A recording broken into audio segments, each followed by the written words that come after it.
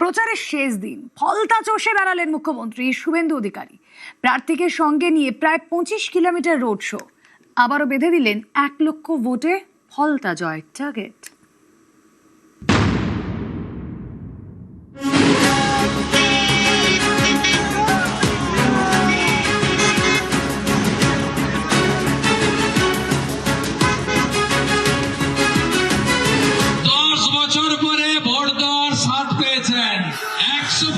Vote চাই, 3 নম্বর বোতাম টেপা চাই, পদ্ম ফুলে ভোট চাই, উৎসবের মতো ভোট দেবেন, 1 লক্ষ ভোটের এবং জিতবে।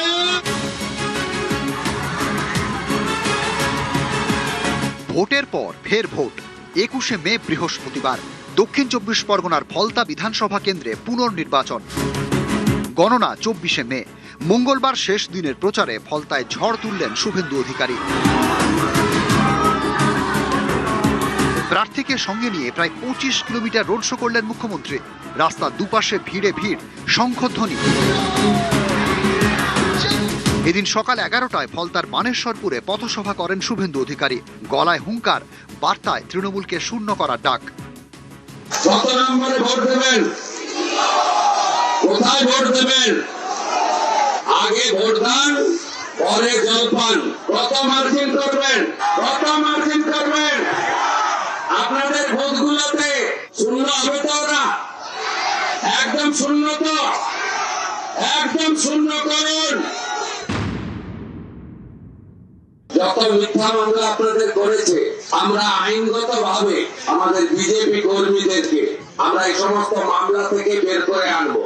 আর যারা গত পোস্টাল ভায়োলেন্সে খুন হয়েছেন, শহীদ হয়েছেন, তাদের প্রত্যেকের পরিবারকে আমরা চাকরি দিচ্ছি।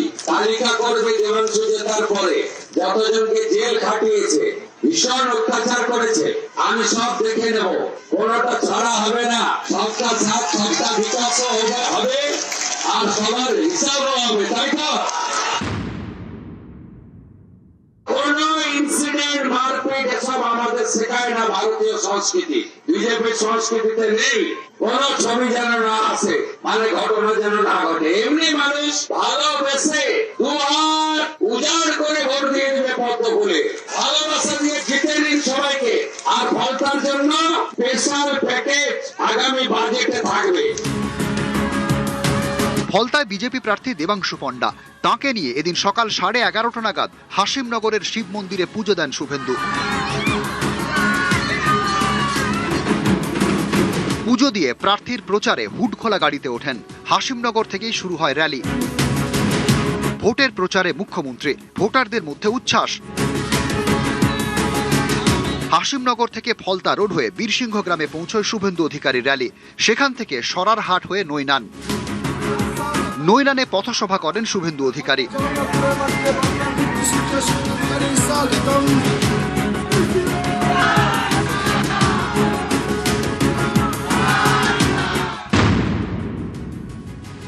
দশ বছর পরে ভোট দেওয়ার স্বাদ পেয়েছেন। 100% ভোট চাই, 3 নম্বর বোতাম টেপা চাই, পদ্ম ফুলে ভোট চাই, উৎসবের মতো ভোট দেবেন, 1 লক্ষ ভোটের এবং জিতবে। এককালে নাকি ডায়মন্ড হারবার লোকসভা কেন্দ্রের অন্তর্গত ফলতায় প্রচার করতে পারতেন না বিরোধীরা। বদলের রাজ্যে বদলে যাওয়া ছবি ফলতাতেও। নিউজ 18 বাংলা। 21শে ভোটের ফল বেরোনোর পরে গ্রেফতার। জেলে বিজেপি কর্মী স্বপন মণ্ডল মারা যান বলে অভিযোগ। শুভেন্দু অধিকারী তখন ছিলেন বিরোধী দলনেতা। মুখ্যমন্ত্রী হয়েই গেলেন মৃত বিজেপি কর্মীর বাড়িতে, দিলেন বিচারের আশ্বাস। যত মিথ্যা মামলা আপনাদের করেছে, আমরা আইনগত ভাবে আমাদের বিজেপি কর্মীদেরকে আমরা এই সমস্ত মামলা থেকে বের করে আনবো। আর যারা গত পোস্টাল ভায়োলেন্সে খুন হয়েছেন, শহীদ হয়েছেন, তাদের প্রত্যেকের পরিবারকে আমরা চাকরি দিচ্ছি। তালিকা করবে দেবাংশু জেতার পরে যতজনকে জেল খাটিয়েছে, ভীষণ অত্যাচার করেছে, আমি সব দেখে নেব, কোনটা ছাড়া হবে না। সবটা সাথ, সবটা বিকাশ হবে, আর সবার হিসাবও হবে, তাই তো?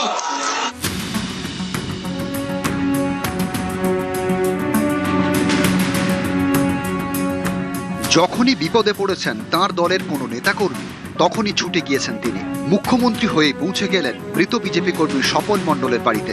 21-এর ভোট পরবর্তী সন্ত্রাসের সময় ডায়মন্ড হারবারের জেলেই যান মৃত্যু হয়েছিল বলে অভিযোগ। খুব ভালো লাগছে আমার, ওনাকে আমার হাজব্যান্ড খুব শ্রদ্ধা করতেন, ভালোবাসতেন, যার জন্য উনি যে আমার বাড়িতে পদার্পণ করবে এটা আমি ভাবতেই পারিনি। 2021 সালে ভোটের রেজাল্ট বেরোনোর পরে বিজেপি কর্মী স্বপন মণ্ডলকে গ্রেপ্তার করে ফলতা থানার পুলিশ। পরিবারের দাবি, কিছুদিন পরে ডায়মন্ড হারবার জেলে তাঁর মৃত্যু হয়। ওনার নাম ধরে বাড়ির ওই মেন গেটে আর কি প্রচুর লাঠি দিয়ে লাঠি চার্জ করে পুলিশ। পরে আমি তখন ঘুমাচ্ছি মধ্যরাত্রি, আমার মেয়ে গেটটা খুলে, এটা আমার মেয়ে, ও গেটটা খুলে দেখলো পুলিশ। তারপরে আমাদের জিজ্ঞাসা করছে স্বপন মণ্ডল কোথায়, এবার আমরা তো কিছুই জানি না। ওরা উপরে গিয়ে তারপরে ধরে নিয়ে চলে গেল। জেলের ভেতর ছিল, সেটা কি অত্যাচার করেছিল কি ওখানেই উনি মারা যান। যা হয়েছে ঘটনা, এর একটা বিচার চাই আমি। এদিন মৃত বিজেপি কর্মীর পরিবারকে আশ্বস্ত করেন শুভেন্দু অধিকারী। বলেন, স্বপন মণ্ডলের মৃত্যুর বিচার হবে, দোষীরা শাস্তি পাবে। বিরোধী দলনেতা থাকাকালীনও মৃত বিজেপি কর্মীর পরিবারের পাশে দাঁড়াতে দেখা গিয়েছে শুভেন্দু অধিকারীকে। 2021-এ ভোটের রেজাল্ট বেরোনোর পরে মৃত্যু হয় বিজেপি কর্মী দেবব্রত মাইতির। বিজেপির অভিযোগ, ভোট পরবর্তী হিংসার বলি হন তিনি। রাজ্যে তখন ক্ষমতায় তৃণমূল। শুভেন্দু অধিকারী বিরোধী দলনেতা। 2025-এ নন্দীগ্রামে নিহত কর্মীর বাড়িতে যান তিনি, পাশে থাকার আশ্বাস দেন। এবছর জানুয়ারিতে ক্যান্সারে আক্রান্ত হয়ে মারা যান বিজেপি কর্মী বাসুদেব কর্মকার। নন্দীগ্রামে তাঁর বাড়িতে যান শুভেন্দু অধিকারী। মুর্শিদাবাদের শামশেরগঞ্জে নিহত চন্দন দাস ও হরগোবিন্দ দাস। এবছর এপ্রিলে তাঁদের বাড়িতে যান শুভেন্দু অধিকারী, আর্থিক সাহায্য করেন। মুখ্যমন্ত্রী হওয়ার পরেও এতটুকু বদল হয়নি। এদিন গেলেন ফলতায়, মৃত বিজেপি কর্মীর বাড়িতে দিলেন বিচারের আশ্বাস। যারা বিজেপি করতো তাদের সব কর্মীদেরই ভয় থাকতো, বেরোতে ভয়, মানে তারা একটা আতঙ্কের মধ্যে থাকতো। এখন কি মনে হচ্ছে, এখন পরিস্থিতি পাল্টেছে? মানে 4 তারিখের পর থেকে আমরা নতুন সকাল দেখতে পেয়েছি। ফলতায় প্রচারের মাঝে এই বাড়িতেই দুপুরে খাবার খান শুভেন্দু অধিকারী। নিউজ 18 বাংলা।